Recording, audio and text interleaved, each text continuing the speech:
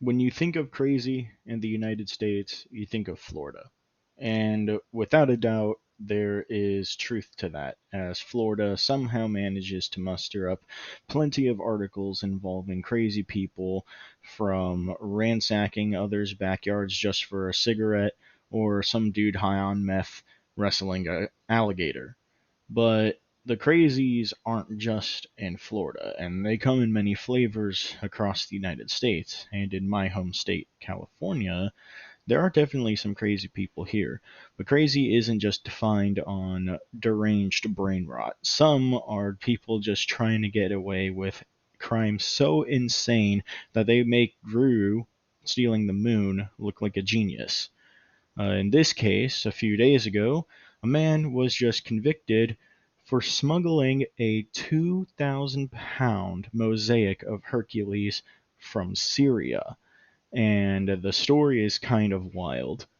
Forgive my pronunciation of the man's name, but Muhammad Yassin al Charihi moved to the United States back in 2010 and lived in Los Angeles during that time. He was fleeing from his home country of Syria, so he decided to come here to try and start a new life and escape the civil war that has been going on for the past few decades. However, Los Angeles didn't seem that much close to home for him, so he started going back to Syria and stealing as much art as he could. He's been accused of stealing goods since 2015, but in 2016, they finally managed to pin something down to him, and it just happens to be the Hercules mosaic that is in question. So apparently, he went through Long Beach. Long Beach is the biggest port in Los Angeles to go through, and brought this 1 ton rock through customs, and customs just let him go. I mean, to be fair, what can customs do with a 1 ton rock? They can't do anything with that. Like, they can't just pick it up and say, well, we're going to have to investigate this, sir. Stuff looks a bit too suspicious. But either way, they still managed to question him, and he pretty much told them that it was a fake, that it was a replica, and he was getting it from Turkey, and he just wanted it as a piece of his home.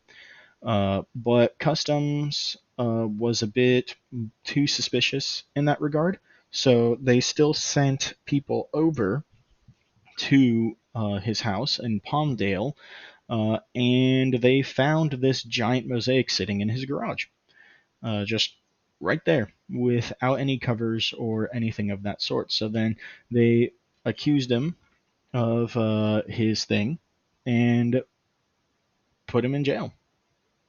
Yeah, justice.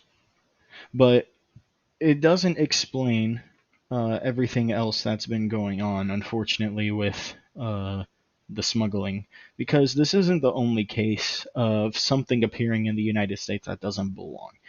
Unfortunately, with everything that's been going on with Syria, uh, stuff like this is getting destroyed. And it's very sad on both sides, whether if it's accidental or if it's on purpose. The art of antiquity is slowly degrading in Syria, and it is chock rich in so much stuff, dating all the way back from the Assyrians to, with the era of this piece right here, Byzantium.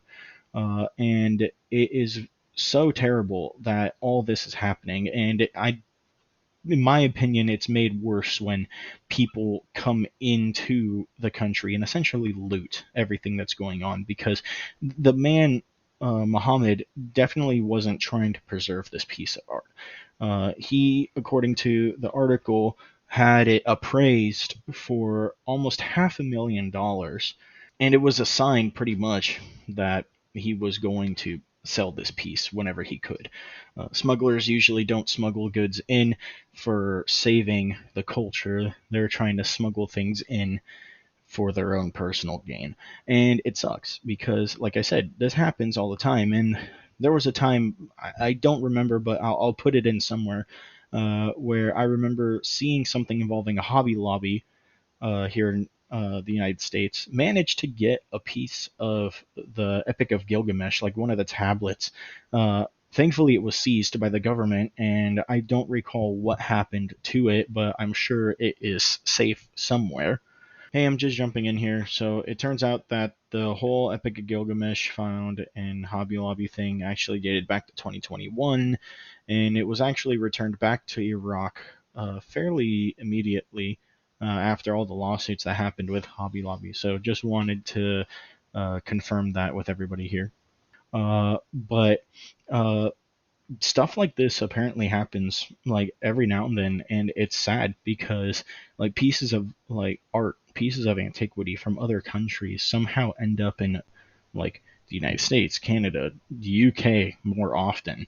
I mean, UK has a history of stealing things from other countries, but that's neither here nor there. We're talking about this case here. So with this Hercules stone, no, I don't know what's going to be done with it. None of the articles have stated what's going to happen to it, whether if they're going to take it back to Syria, which is probably not a good idea because of everything that's going on. But if it's not going to go back to Syria, then where's it going to go? Maybe it's going to stay in the Smithsonian somewhere and be preserved so that way, if anything cools down in Syria, then maybe it can go back. I'm not sure. But smuggling goods from other countries is a problem, and it's good that this man is receiving the justice that he deserves for smuggling in goods from other countries, especially a piece such as this. Because, I mean, admittedly, it's a very beautiful piece of art. So it just sucks that something like this has to come about. But it's great that when the law does what it's supposed to do, that it gets the right people and it gets them before they're able to do their crimes any further and do any more crimes for the future. So hopefully, uh, good things come of this piece. Hopefully, it gets preserved in a safe space and doesn't end up in whoever was supposed to receive the piece. But unfortunately, things like this are not going to change. There's always going to be people who are going to try and smuggle things out of other countries for their own personal gain. But I wanted to bring this up because I thought it was very interesting. I never heard of this piece at all, even though the other article is dated back in 2018. I mean, that's kind of crazy that this was being followed all the way then publicly, and then out of nowhere, a few days ago, the man was convicted. So, good thing to the U.S. justice system. It did good for once, and I just hope for the best for this piece of art.